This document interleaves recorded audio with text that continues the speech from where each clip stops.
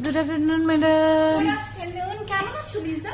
আলহামদুলিল্লাহ ভালো আছি ম্যাডাম, আপনি ভালো আছেন? হ্যাঁ, আমি ভালো আছি। আমি ক্লাস করব না। দুষ্টু মেয়েটা, এই দুষ্টু মেয়েটা এরকম করে কেন?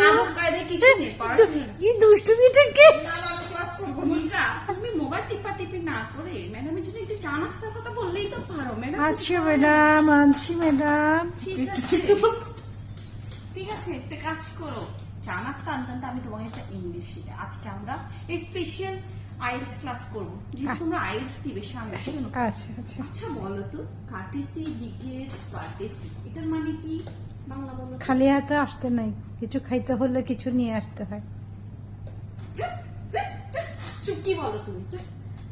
ঠিক আছে, দেখি আরেকটা ইংলিশ বলো তুমি তাহলে। বলো, আই ডোন্ট নো তো কি? জানি না। জানি না, তো এতে এত খুশি হওয়ার কি আছে?